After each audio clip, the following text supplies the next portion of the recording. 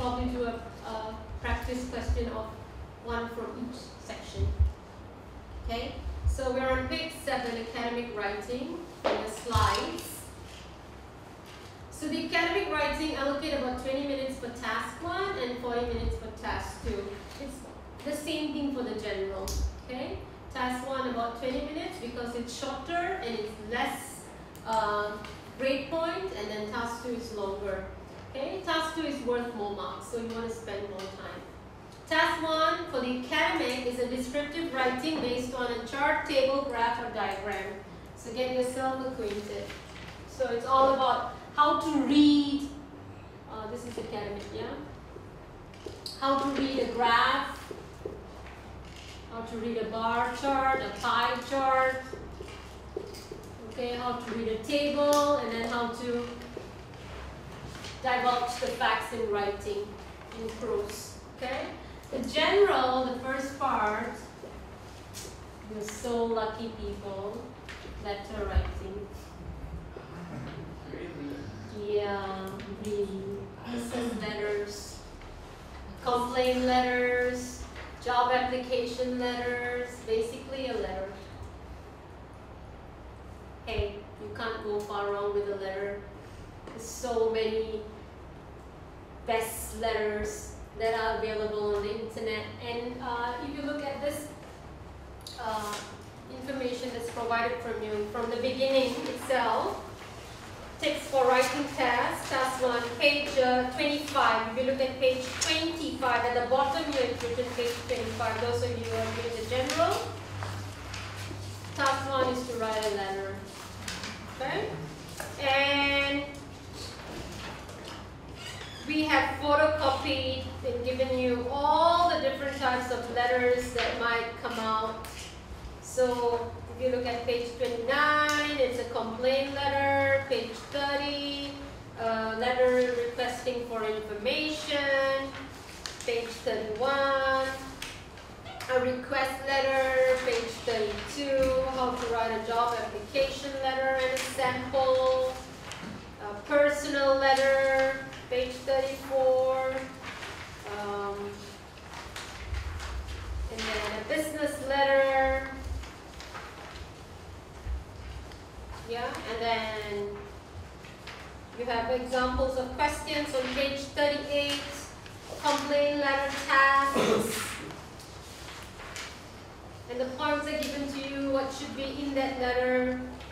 So get your format correct, your salutation, your title, your formal language, and it's a business letter.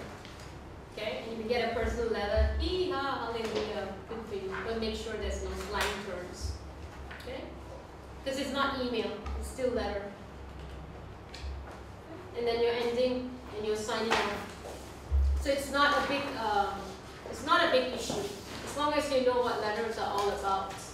And mostly because people who do the general paper are adults, somehow or other you have to write some letters. Even if it's a business memo, still in the form of a letter, as long as the salutation is probably something that you need to learn how to write in the ending part. Okay?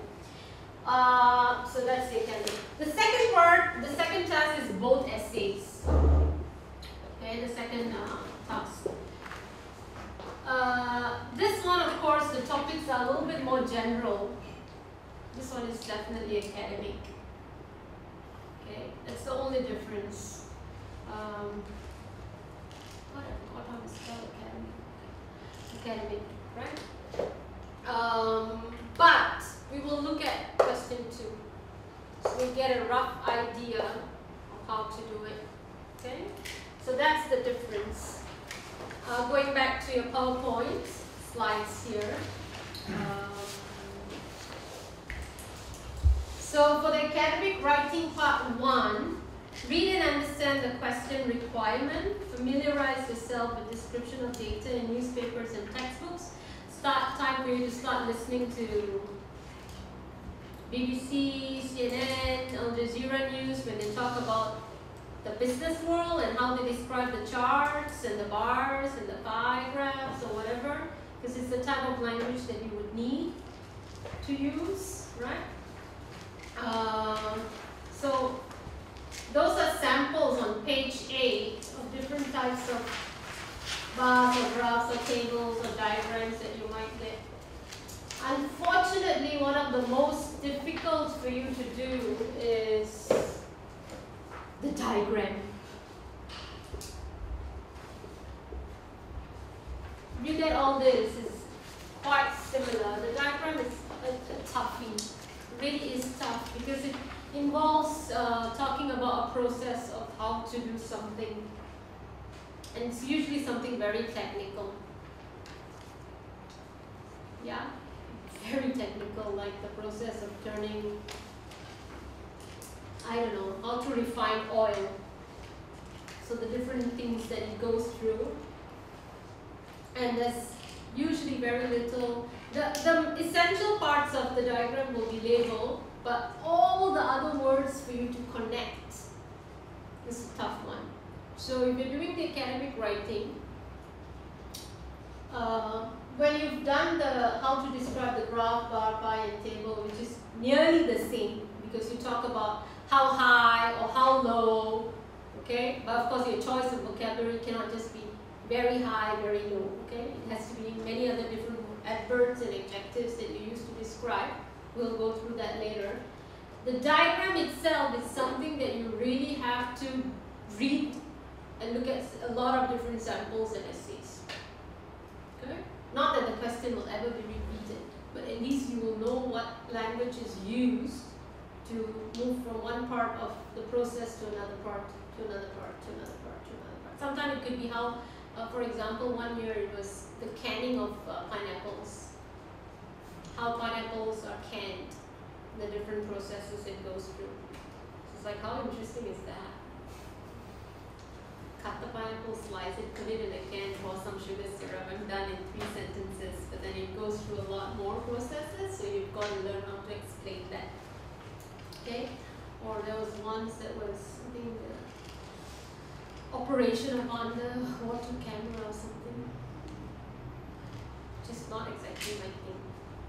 Right? So diagrams you really have to read up a little bit more. So it's a good thing to look at manuals. You know, when you buy a camera or there's a manual describe those steps. Okay? So language of change, this is too small for you to look at. So let's go right to page 9. Hopefully you can see a little bit more on page 9. The last slide on the left. So that gives you a sample. So the graph shows changes in the birth and death rates in New Zealand since 1901, and the forecasts trends up until 2101. So the birth rate has been consistently higher, increased to a peak.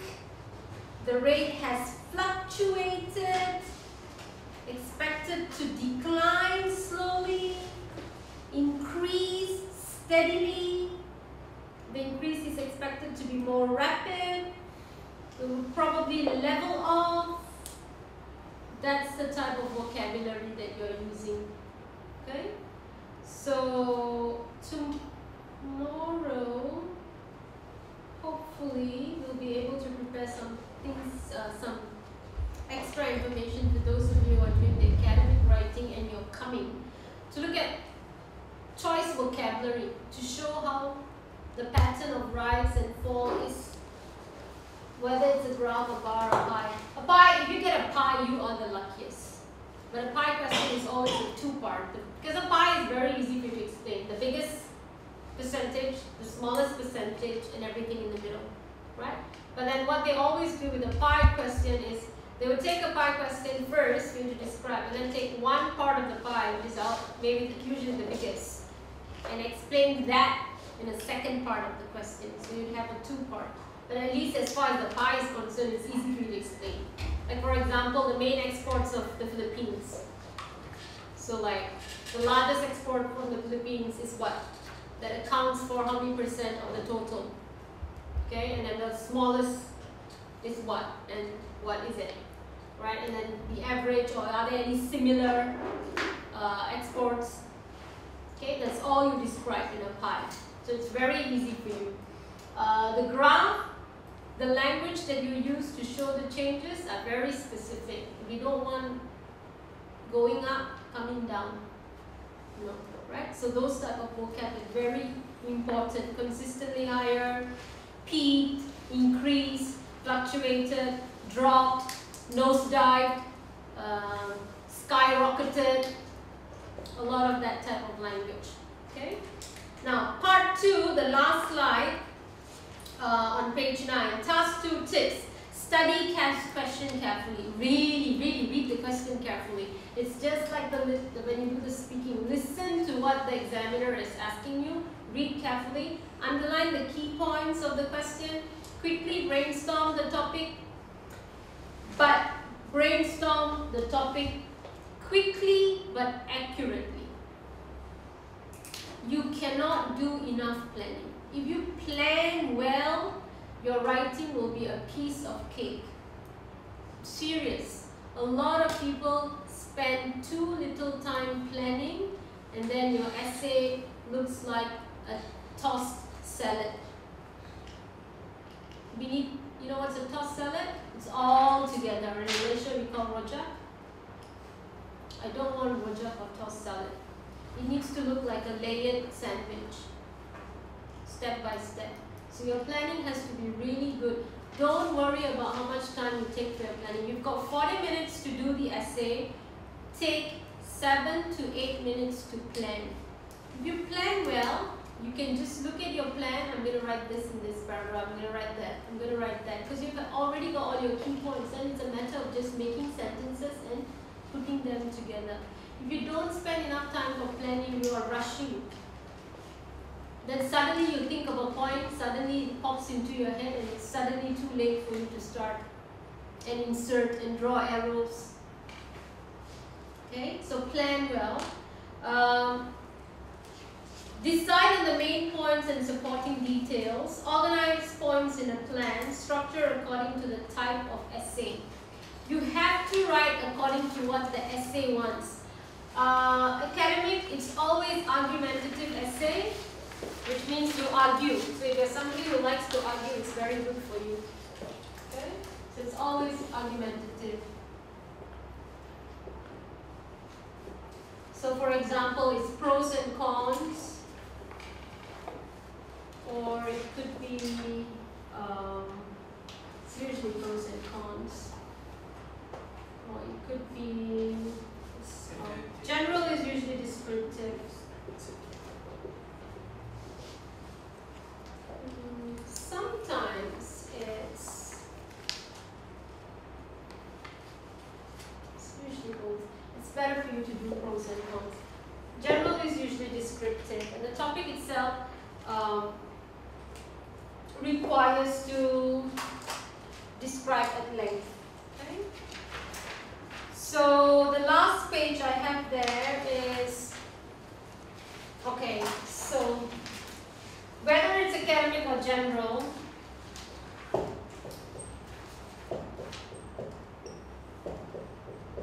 don't forget to P. Point, explain, with example. Okay, you don't want to write 25 points in one essay. There's no point. Don't write too many points. Okay, you have to learn how to think about what are the main points. If you run out of, the very minimum is 2. The very minimum is 2. But what happens when you have 2 points is you really have to explain in depth with the good examples. The best is to have 3. Okay? The best is to have 3 points. So even if one point is not explained so well, another point can still help support you. Whether it's academic or general, look at 3 points. Your pens are not helping you today, right? So point, explain, and give example as far as you can. An example always, Even like just now when you did the speaking, an example always saves you. Start talking about the festivals, it helps you, saves you about answering that question. You use your example as your explanation point. Okay? Right? And so if you look at the academic writing, the language that we are looking for, if you're not using it right now, those are the type of language that we're looking at. For and against, advantage, disadvantage. Oh yeah, sorry. Pro and con, and problem and solution. That was the second one.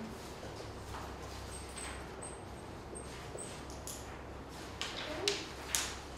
So what are the problems and what are the ways of solving those problems? Right? Descriptive is all sorts of questions. So academic writing, if you look at the language of example, how to start, your introduction body, and a lot of this language is something that you can even use for your speaking.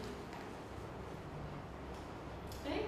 Choose 2 or 3 that you can incorporate into your speaking. Right? So there's also a need to consider, for example, it's worth remembering that make it part of your natural conversation when you're talking. Okay? Starting from tomorrow, when you meet your friends and your colleagues and and you're just like, hey, I'm practicing my English. Don't tease me if I start speaking like this, but I need to, because then it becomes natural. Or not, it doesn't become natural on that day itself. So incorporate it. It's good, and it gives you time to think. Okay, especially the long one, and look how many words it gives you. Because you have your word count to fulfill, right? Right? Ultimately, of course, to sit on the fence. If the government addresses the roots of this problem, perhaps the solution will come. Wow. You realize if you have Western friends from English-speaking countries, that's what they say. That's how many words they say to say the Malaysia can or not. Right? The Malaysia is can or not, and they have 500 words. Just because they want to ask can or not. And because they speak like that, that's the IELTS requirement set your language as well. Right? Perhaps the most obvious advantage or disadvantage of this or that is this. Perhaps the most obvious. Instead of just saying, firstly, which is so high school. Secondly, thirdly, not good enough. Okay? Right? So a higher level of language that we're looking at. So let's look at one question, dealing with juvenile delinquency. If you don't know the meaning of the words, I'm sorry. Okay? Nobody is going to be able to help you except yourself, which is why you need to start reading. That question can also come under the general because it deals with society at large. Okay? So dealing with juvenile delinquency. So let's say that the question is about problems and solutions. So it could be descriptive. And if it's academic, it's problems and solutions. So dealing with juvenile delinquency. What is juvenile delinquency? What is juvenile? Why teenager? Be a bit more specific. What does it mean, juvenile? Below what? Why 21? Why 21? Why do you say below 21? Why? Underage. What do you mean by underage? You're still not hitting the nail on the head. You're getting there, but you're still not giving it underage. Why is it labeled underage? They're not allowed to make decisions on their own. Oh, all those explanations. Juvenile is a legal term. So, underage by law. Don't just give me teenage. Juvenile is already up here and then you're giving me teenage, which is down there. See? Yeah, you can explain it by what you mean mean? And what is delinquency? Why do we call it delinquency? It's crime, but it's called delinquency because they are underage. They are below legal age. Don't say 21 because some countries are not always 21. You can give 21 as an example of your country. Remember the boundaries to protect yourself. You can say in most countries it's 21. Don't say it's 21 around the world because it's not 21 around the world. Unless of course you can prove it as a fact it's 21 around the world. I don't think so. What's the legal age in Philippines? 18 for men, 18. 21 for men. 18 for women and oh, because of marriage. You see how Asian countries are still so traditional? Yeah? So there you go. I don't know what happened to the two of them. Have they gone back? They're coming back? I don't know. Right? So analyze the question. Think about the keywords. Clarify what they mean. So we're looking at problems with juvenile delinquency. What are problems? And what are some of the solutions we can look at? So for example, they're talking about youth crime. Where does it usually occur? You're explaining low class. Okay? Areas, inner city areas, maybe juvenile delinquency, all the words that pop into your mind when you talk about juvenile delinquency. Maybe it's caused because of custody battles between separated parents and then children start acting up. Okay? So what are solutions? Maybe approved schools or remand schools that you can send them to. If the delinquency, the crime is something a bit more serious than just petty theft or